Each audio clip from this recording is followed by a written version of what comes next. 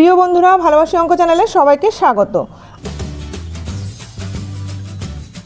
আজ আমরা নবম শ্রেণীর গণিত অধ্যায় 11-এর কোষাদেখি 11.2 এর পার্ট 5 করব। দেখো, তোমাদের বইতে 172 পৃষ্ঠাতে রয়েছে রাশিবিজ্ঞানের অঙ্ক। সেখানে 10 পর্যন্ত অঙ্ক আমরা পার্ট 4-এ কমপ্লিট করেছিলাম। আজ 11 থেকে শুরু করছি। তো যারা আমার ক্লাসে আজ নতুন জয়েন করেছো তারা আগের ক্লাসগুলি ডিসক্রিপশন বক্সে দেওয়া প্লেলিস্টের লিঙ্ক থেকে দেখে নিও। আর পরবর্তী ক্লাসগুলি কন্টিনিউ করার জন্য অবশ্যই চ্যানেলটিকে সাবস্ক্রাইব করে নিও। শুরু করছি আজকের ক্লাস। 11 নম্বরে রয়েছে নিচের পরিসংখ্যা বিভাজন ছকটির পরিসংখ্যা বহুভুজ অঙ্কন করি।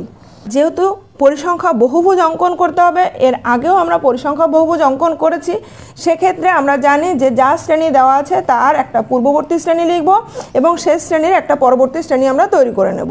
তো এখানে শ্রেণী আমাদের দেওয়া আছে 1 থেকে 10, তারপরে 11 থেকে 20, 21 থেকে 30, তারপর 31 থেকে 40, 41 থেকে 50।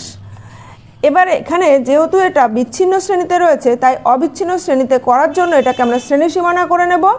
তো শ্রেণী সীমানা করতে গেলে এই ডিফারেন্স যে 1 রয়েছে তার অর্ধেক করলে হবে 0.5। সেটা আমরা ঊর্ধ্বসীমার সঙ্গে যোগ করব, নিম্নসীমা থেকে বিয়োগ করব। অর্থাৎ এখানে 1 থেকে 0.5 বিয়োগ করলে হবে 0.5, তার থেকে 10-এর সঙ্গে যোগ করলে 10.5 পর্যন্ত হচ্ছে।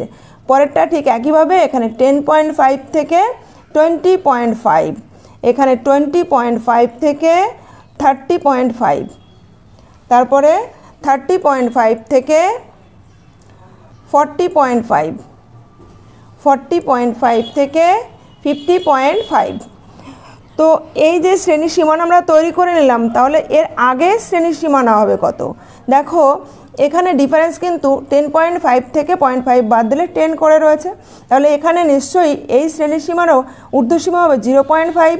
তো তার থেকে 10 বিয়োগ করলে আমরা পাচ্ছি -10.5। অর্থাৎ এই শ্রেণীটি হচ্ছে -10 থেকে 0 পর্যন্ত। ঠিক একইভাবে পরের একদম শেষ শ্রেণী আমরা করে নেব। এখানে হবে তাহলে 50.5 থেকে 60.5, আর এইখানে হচ্ছে তাহলে 51 থেকে 60। এবার আমরা শ্রেণী দৈর্ঘ্য লিখে নেব। ঊর্ধ্ব সীমানা থেকে নিম্ন সীমানা বিয়োগ করলে আমরা শ্রেণী দৈর্ঘ্য পাবো। যে কোনো একটা শ্রেণী থেকে বিয়োগ করে দেখো, প্রতি ক্ষেত্রেই কিন্তু 10 হচ্ছে শ্রেণী দৈর্ঘ্য। 10.5 থেকে 0.5 মাইনাস করলে 10 হচ্ছে, 20.5 থেকে 10.5 মাইনাস করলে 10 হচ্ছে। ঠিক একইভাবে 0.5 থেকে 10.5 মাইনাস করলে 10। অর্থাৎ শ্রেণী দৈর্ঘ্য আমরা প্রত্যেকটা শ্রেণীর একই পাচ্ছি, শ্রেণী দৈর্ঘ্য 10। এবার আমরা শ্রেণী মধ্যবিন্দু নির্ণয় করব। তাহলে শ্রেণী মধ্যবিন্দু হচ্ছে ঊর্ধ্বসীমা আর নিম্নসীমা যোগ করে তার অর্ধেক করলে শ্রেণী মধ্যবিন্দু পাওয়া যায়। তাহলে শ্রেণী ঊর্ধ্বসীমা এই শ্রেণীর ক্ষেত্রে দেখো 10.5 আর 0.5 যোগ করলে হবে 11। 11-এর অর্ধেক হচ্ছে 5.5। এই শ্রেণীর মধ্যবিন্দু হবে তাহলে -5.5। পরবর্তী শ্রেণী সীমানা রয়েছে 20.5 আর 10.5 যোগ করলে আমরা পাচ্ছি 31, তার অর্ধেক করলে হচ্ছে 15.5। আরও একটা সুবিধা রয়েছে, এখানেও কিন্তু প্রত্যেকটা ডিফারেন্স হচ্ছে 10 করে। তাহলে প্রত্যেকটার সঙ্গে 10 যোগ করলেই আমরা পরবর্তী শ্রেণী পেয়ে যাচ্ছি। সেক্ষেত্রে দেখো, 15 সঙ্গে 10 যোগ করলে 25.5, 25-এর সঙ্গে 10 যোগ করলে 35.5, 45.5, 55.5। আর শ্রেণী পরিসংখ্যা আমাদের যা দেওয়া আছে, এখানে দেওয়া আছে এই যে শ্রেণীটা, এই শ্রেণীর পরিসংখ্যা দেওয়া আছে 8, তারপরটা 3, তারপরটা 6, 12, 4, এই কটা আমাদের দেওয়া আছে। যেহেতু আমরা তার আগের শ্রেণীটা নিজেরা তৈরি করে নিয়েছি, এক্ষেত্রে তো কোনো পরিসংখ্যা দেওয়া নেই। দেখো, এখানে কোনো আগের শ্রেণীর পরিসংখ্যা দেওয়া নেই, মানে আমরা 0 ধরে নিতে পারি। তাহলে এখানে 0। ঠিক একইভাবে শেষ শ্রেণীর পরিসংখ্যাও 0 ধরে নেব। এবার আমরা লেখচিত্র অঙ্কন করব। লেখচিত্র অঙ্কন করার সময় যেহেতু আমরা পরিসংখ্যা বহুভুজ অঙ্কন করব, তাই x অক্ষ বরাবর শ্রেণী মধ্যবিন্দু এবং y অক্ষ বরাবর পরিসংখ্যা লিখব। তো শ্রেণী মধ্যবিন্দু আমরা দেখতে পাচ্ছি 55.5 ঘর রয়েছে। আমাদের খাতায় যেভাবে যত ঘর থাকবে সেই অনুসারে আমরা নিজেদের সুবিধা মতো স্কেল তৈরি করে নেব। আর এখানে পরিসংখ্যা সর্বোচ্চ মান রয়েছে 12, তাহলে সেইভাবে আমরা লেখচিত্র অঙ্কন করার সময় এক্স অক্ষ বরাবর দেখো আমি এটাকে এক্স অক্ষ এঁকেছি, এটা ওয়াই অক্ষ। এখানে দেখতে পাচ্ছি 10, 20, 30, 40, 50, 50 ঘর, এখানে হচ্ছে 60 ঘর পর্যন্ত আমাদের রয়েছে, তাই 1 ঘর সমান 1 এককে ধরে নেব। আর ওয়াই অক্ষ বরাবর যেহেতু সর্বোচ্চ পরিসংখ্যা রয়েছে 12, তাহলে এখানে দেখো 10, 20, 30 ঘর রয়েছে, তা আমরা যদি 2 ঘর সমান 1 একক ধরে নিই তাহলে আমাদের আয়তলেখটি দেখতে একটু বড় হবে, দেখতে সুন্দর হবে। তাই আমরা এখানে ওয়াই অক্ষ বরাবর 2টি ক্ষুদ্রতম বর্গক্ষেত্রের বাহুর দৈর্ঘ্য সমান 1 একক ধরে নেব, আর এক্স অক্ষ বরাবর একটি ক্ষুদ্রতম বর্গক্ষেত্রের বাহুর দৈর্ঘ্য সমান 1 এককে ধরে নেব। অর্থাৎ এই দিকে লিখছি আমরা শ্রেণী মধ্যবিন্দু আর ওয়াই অক্ষ বরাবর আমরা লিখব পরিসংখ্যা। তাহলে শ্রেণী মধ্যবিন্দু দেখো আমাদের রয়েছে, প্রথম শ্রেণী মধ্যবিন্দু হচ্ছে -5.5। দেখো এখানে এই পর্যন্ত -5, তাহলে -5 এর পরেও আবার 0.5, এখানে হচ্ছে -6, তাই -5 আর -6 এর মধ্যবর্তী স্থানে হবে -5.5। ঠিক একইভাবে পরবর্তী শ্রেণীর মধ্যবিন্দু রয়েছে 5.5, তাহলে এই হচ্ছে 5, এই হলো 6, তো 5 আর 6 এর মিডলে এখানে হবে 5.5। তারপরের শ্রেণীতে মধ্যবিন্দু রয়েছে 15.5, এই হচ্ছে 10, এই হচ্ছে 15 আর এই হচ্ছে 16, 15 আর 16 এর ঠিক মিডলে হবে 15.5। তার পরবর্তী শ্রেণীতে রয়েছে 25.5, তাহলে এই হচ্ছে 15, এখানে 20, এখানে 25, 25 আর 26 এর মিডলে হবে 25.5। তারপরে রয়েছে আমাদের 35.5, তাহলে এই হচ্ছে 30, এই যে 35 আর এই 36, 35 আর 36 এর মাঝখানে হচ্ছে আমাদের 35.5। একইভাবে এখানে 45 আর 46 এর মাঝখানে হবে 45.5, আর এখানে 50, এটা হচ্ছে 55 আর 56 এর মিডলে হবে 55.5।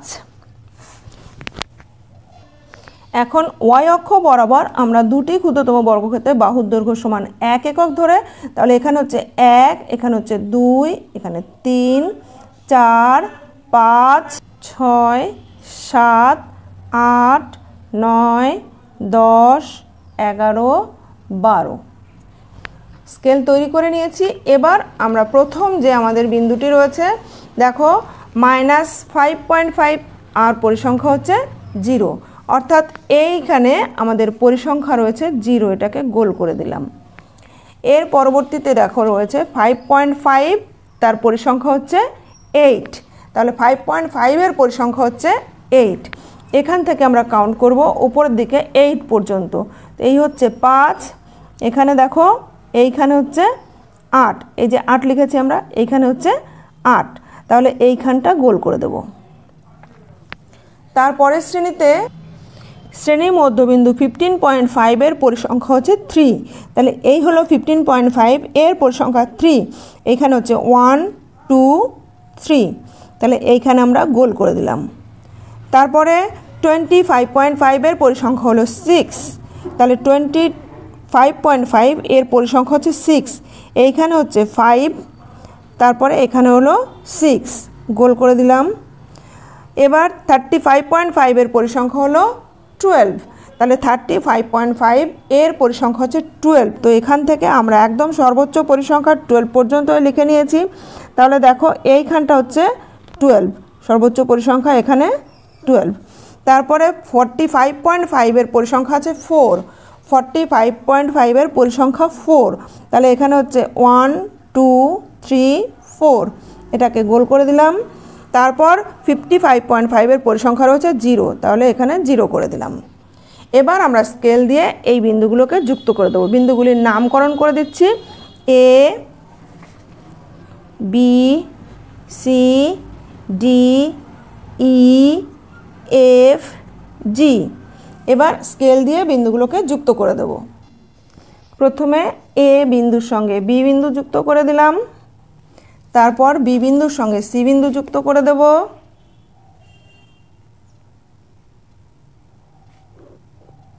এবার সি বিন্দুর সঙ্গে ডি বিন্দু যুক্ত করে দিচ্ছি।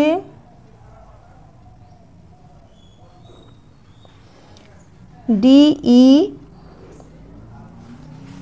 ই এফ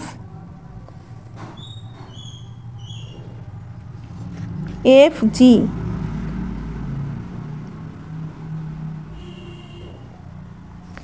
তাহলে আমরা পেলাম A B C D E F G বহুভুজ। এবার আমরা খাতায় লিখে নিলাম এক্স অক্ষ বরাবর প্রতিটি ক্ষুদ্রতম বর্গক্ষেত্রের বাহুর দৈর্ঘ্য সমান 1 একক এবং ওয়াই অক্ষ বরাবর দুটি ক্ষুদ্রতম বর্গক্ষেত্রের বাহুর দৈর্ঘ্য সমান 1 একক ধরে A B C D E F G বহুভুজটি অঙ্কন করলাম। এরপর 12 নম্বর প্রশ্ন দেখো, আমাদের গ্রামে সকল নারীদের স্বাক্ষর করার বিশেষ ব্যবস্থা নেওয়া হবে, তাই আমরা নিচের তথ্যটি সংগ্রহ করেছি।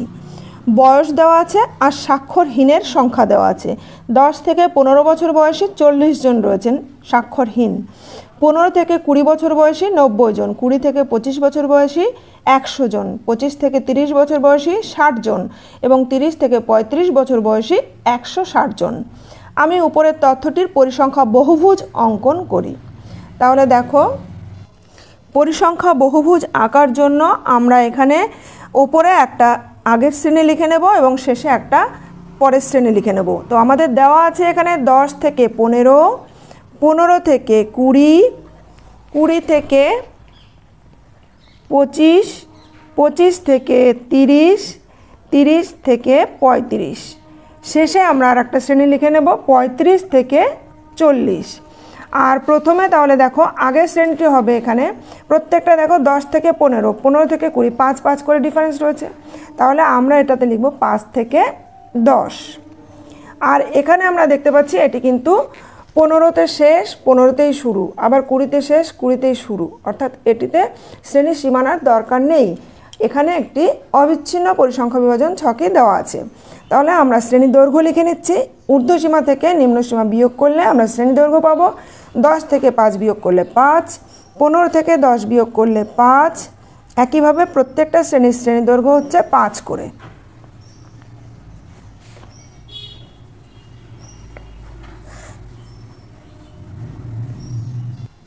তো শ্রেণী মধ্যমান হচ্ছে ঊর্ধ্বসীমা আর নিম্নসীমা যোগ করে তাকে 2 দিয়ে ভাগ করে আমরা শ্রেণী মধ্যমান পাবো। তো 10 আর 5 যোগ করলে 15, 15 এর অর্ধেক করলে হচ্ছে 7.5। প্রতি ক্ষেত্রেই তাই ঊর্ধ্বসীমার সঙ্গে নিম্নসীমা যোগ করে তাকে 2 দিয়ে ভাগ করলে শ্রেণী মধ্যমান পাবো। তো শ্রেণীর দৈর্ঘ্য যদি 5 করে হয়, শ্রেণী মধ্যমানের ডিফারেন্সও কিন্তু 5 করে হবে। তাই আমরা প্রথম শ্রেণীর মধ্যমান বের করে নিয়ে তার সঙ্গে 5 যোগ করে করে পরবর্তী শ্রেণীর মধ্যমানগুলো পেয়ে যেতে পারি। অর্থাৎ এর সঙ্গে 7-এর সঙ্গে 5 যোগ করলে 12.5, 12 এর সঙ্গে 5 যোগ করলে 17.5, 17 আর 5-এ 22.5, 22 আর 5-এ 27.5, 27 আর 5-এ 32.5, 32 আর 5-এ 37.5। আর এই শ্রেণীগুলোর পরিসংখ্যা যেমন দেওয়া আছে, দেখো এই শ্রেণীর পরিসংখ্যা দেওয়া আছে আমাদের 40, তারপর 90, তারপর 100, তারপর 60, দেওয়া আছে 160। আর শেষ শ্রেণীর পরিসংখ্যা যেহেতু দেওয়া নেই আমরা এটা 0 ধরে নেব, আর প্রথম শ্রেণীতেও কোনো পরিসংখ্যা দেওয়া নেই, এটা আমরা 0 ধরে নিচ্ছি। এবার খুব সহজেই আমরা শ্রেণী মধ্যমান আর পরিসংখ্যার সাহায্যে পরিসংখ্যা বহুভুজ অঙ্কন করব। তো এক্ষেত্রে আমরা দেখতে পাচ্ছি শ্রেণী মধ্যমানের সর্বোচ্চ মান রয়েছে 37.5 আর পরিসংখ্যার সর্বোচ্চ মান এখানে রয়েছে 160। তো আমরা আমাদের সুবিধা মতো গ্রাফ খাতায় স্কেল তৈরি করে নেব। তো আমরা দেখো গ্রাফ খাতাতে এখানে এক্স অক্ষ বরাবর শ্রেণী মধ্যবিন্দু এবং ওয়াই অক্ষ বরাবর পরিসংখ্যা লিখে নিয়েছি। এখন আমরা প্রয়োজন মতো স্কেল তৈরি করে নেব। তো শ্রেণী মধ্যবিন্দুর সর্বোচ্চ মান রয়েছে 37.5। তাহলে এখানে দেখো 10, 20, 30, 40, 50, 60। তো আমরা এক ঘর সমান 1 একক ধরলেই আমাদের এদিকে ঠিকঠাক লেখচিত্র অঙ্কন করতে পারবো। আর এই দিকে পরিসংখ্যা রয়েছে সর্বোচ্চ 160। তো 160 ঘর কিন্তু আমাদের ওপরের দিকে নেই, তাই আমরা এখানে প্রয়োজন মতো এই 1 ঘর সমান 10 ধরে নিচ্ছি। 1 ঘর সমান 10 ধরলে এখানে দেখো এই 5 ঘর হবে 5 10-এ 50, এখানে হচ্ছে 10 10-এ 100, এখানে হবে 150, এখানে হচ্ছে 200। এবার আমরা তাহলে এখানে এক ঘর সমান যেহেতু এক ঘরই ধরেছি, তাহলে এখানে হচ্ছে 5, 10, 15, 20 এইভাবে। তো আমরা শ্রেণীর মধ্যবিন্দুগুলো দেখে নিচ্ছি। দেখো প্রথম শ্রেণীর মধ্যবিন্দু রয়েছে 7.5, 7.5। তাহলে এখান থেকে এই হচ্ছে 5, 6, 7, 7 আর 8 এর মাঝখানে হচ্ছে 7.5, 7.5। তারপর এটা রয়েছে 12.5, এই হচ্ছে 10, 11, 12, 12 আর 13 এর মাঝখানে হচ্ছে 12.5, 12.5। তারপরে দেখো 17.5, তাহলে এখানে হচ্ছে 15, 16, 17, 17.5 মানে 17 আর 18 এর মাঝখানে হচ্ছে 17.5। তারপরেরটা হবে এইখানে অর্থাৎ 22.5, এই হচ্ছে 21, 2 আর 3, 22 আর 23 এর মাঝখানে হচ্ছে 22.5। তারপর 27.5, তাহলে এইখানে হচ্ছে 25, 26, 27, 28, তাহলে তার মাঝখানে হচ্ছে 27.5। তারপরের শ্রেণী হবে এখানে 32.5, তারপরেরটা হচ্ছে 37.5, 37.5। এই আমরা স্কেল তৈরি করে নিয়েছি। এবার আমরা বিন্দুগুলোকে স্থাপন করব। তাহলে প্রথম বিন্দুর স্থানাঙ্ক হচ্ছে দেখো এখানে 7.5 এর পরিসংখ্যা 0, অর্থাৎ এখানে পরিসংখ্যা 0। পরবর্তীতে রয়েছে 12.5 এর পরিসংখ্যা হচ্ছে 40, তাহলে এইখান থেকে আমরা 40 পর্যন্ত যাব। তাহলে এই হচ্ছে 10, 20, 30, 40, এইখানে হচ্ছে 40। তারপরটা রয়েছে 90, তাহলে এখান থেকে 90 পর্যন্ত, এই হচ্ছে 100, তার ঠিক এক ঘর নিচে এখানে হবে 90। তারপরেরটাতে পরিসংখ্যা রয়েছে 100, পরিসংখ্যা 100 মানে এখান থেকে আমরা তাহলে এইখানে যাচ্ছি 100। তারপরে পরিসংখ্যা রয়েছে 60, তাহলে এখান থেকে এই হচ্ছে 50, এই হলো 60। তারপরেরটার পরিসংখ্যা রয়েছে 160, তাহলে 160 আমরা যাচ্ছি এখান থেকে এই সোজা করে, এই হচ্ছে 100, এই হলো 150, এইখানে হচ্ছে 160। তারপরের পরিসংখ্যা আছে 0। বিন্দুগুলোর নামকরণ করে দিচ্ছি A, B, C, D, E, F, G। এবার আমরা বিন্দুগুলোকে স্কেল দিয়ে যুক্ত করে দেব। প্রথমে A বিন্দু যুক্ত করে দিচ্ছি B বিন্দুর সঙ্গে, A B যুক্ত করলাম। তারপর B C যুক্ত করে দিচ্ছি, C D, C D যুক্ত করে দিলাম, D E যুক্ত করে দিচ্ছি,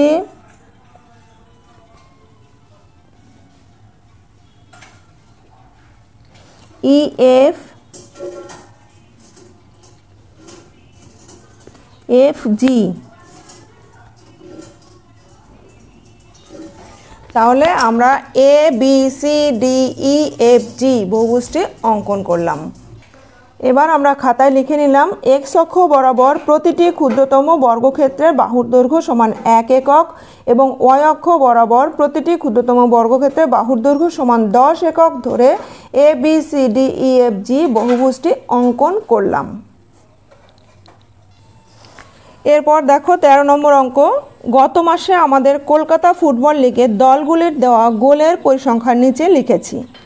উপরের রাশি তথ্য উপস্থাপনের জন্য একটি পরিসংখ্যা বহুভুজ অঙ্কন করি।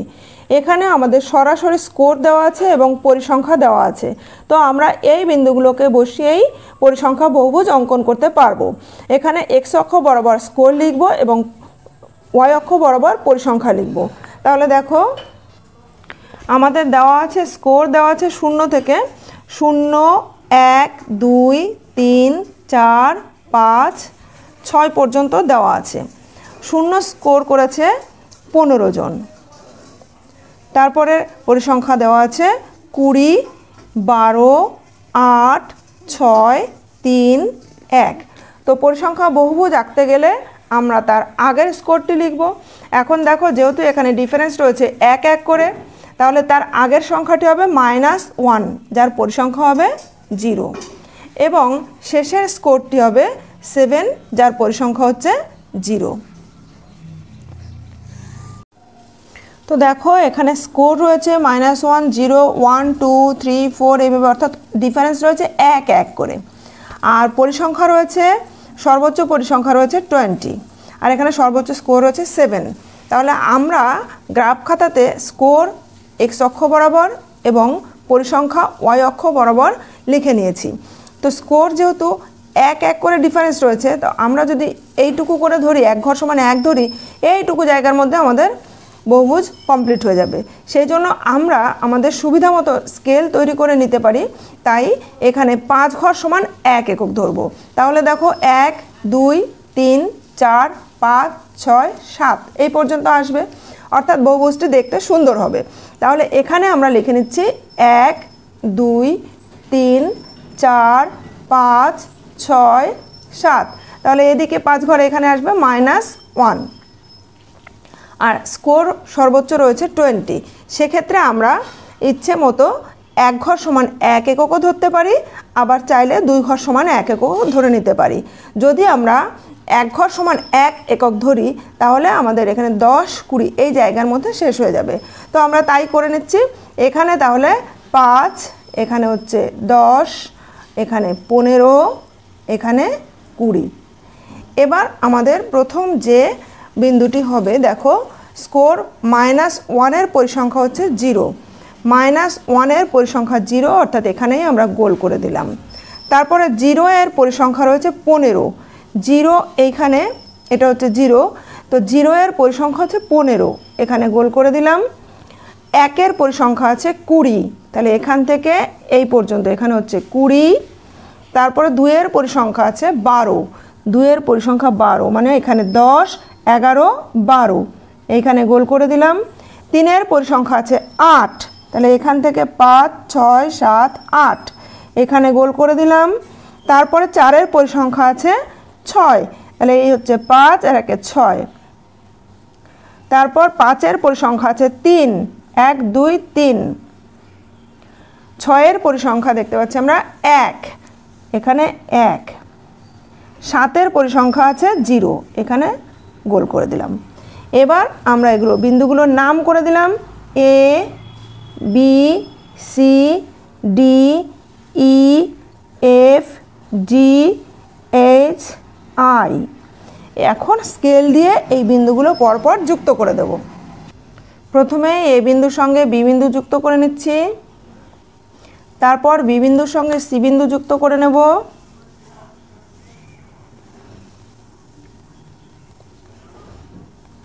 এখন CD DE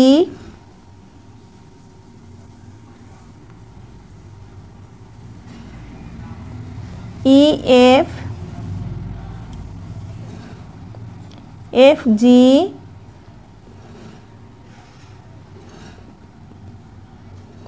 GH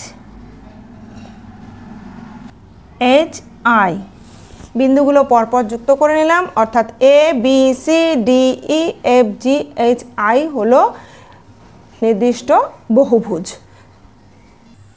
এখন আমরা খাতায় লিখে নিয়েছি x অক্ষ বরাবর 5টি ক্ষুদ্রতম বর্গক্ষেত্রের বাহুর দৈর্ঘ্য সমান 1 স্কোর এবং y অক্ষ বরাবর একটি ক্ষুদ্রতম বর্গক্ষেত্রের বাহুর দৈর্ঘ্য সমান 1 একক ধরে ABCDEFGHI বহুভুজটি অঙ্কন করলাম। এরপর 14 দাগে রয়েছে বহু বিকল্পীয় প্রশ্ন, অর্থাৎ MCQ। এখানে দেখো 1 নম্বরে রয়েছে একটি আয়তলেখর প্রতিটি আয়তক্ষেত্রের ক্ষেত্রফল সমানুপাতি হবে ওই শ্রেণীর মধ্যবিন্দুর সাথে, ওই শ্রেণীর শ্রেণীদৈর্ঘ্যের সাথে, ওই শ্রেণীর পরিসংখ্যার সাথে, ওই শ্রেণীর ক্রমযৌগিক পরিসংখ্যার সাথে। তো সমানুপাতি হবে অর্থাৎ ক্ষেত্রফল বাড়লে বাড়বে, আবার ক্ষেত্রফল কমলে কমবে, এই রকম সম্পর্ক। তো শ্রেণী মধ্যবিন্দুর সঙ্গে তো নয়, শ্রেণীর শ্রেণীদৈর্ঘ্যের সঙ্গেও নয়, শ্রেণীদৈর্ঘ্য সবসময় ফিক্সড থাকে। ওই শ্রেণীর পরিসংখ্যার সাথে, দেখো পরিসংখ্যা যদি বেশি হয় তাহলে আয়তলেখ বেশি লম্বা হয়, অর্থাৎ তার ক্ষেত্রফল বেশি হবে। আর পরিসংখ্যা যদি কম হয় তাহলে আয়তলেখ ছোট হয়, সেক্ষেত্রে তার ক্ষেত্রফল কম হবে, অর্থাৎ পরিসংখ্যার সাথে সমানুপাতি, অর্থাৎ অপশান সি সঠিক উত্তর। এরপরে 2 নম্বরে রয়েছে একটি পরিসংখ্যা বহুভুজ অঙ্কন করা হয় শ্রেণীর পরিসংখ্যা এবং ড্যাশ দ্বারা। পরিসংখ্যা বহুভুজ এতক্ষণ আমরা অঙ্কন করলাম, দেখেছি শ্রেণীর পরিসংখ্যা নেওয়া হয় ওয়াই অক্ষ বরাবর আর এক্স অক্ষ বরাবর শ্রেণীর মধ্যমান বা শ্রেণী মধ্যবিন্দু নেওয়া হয়।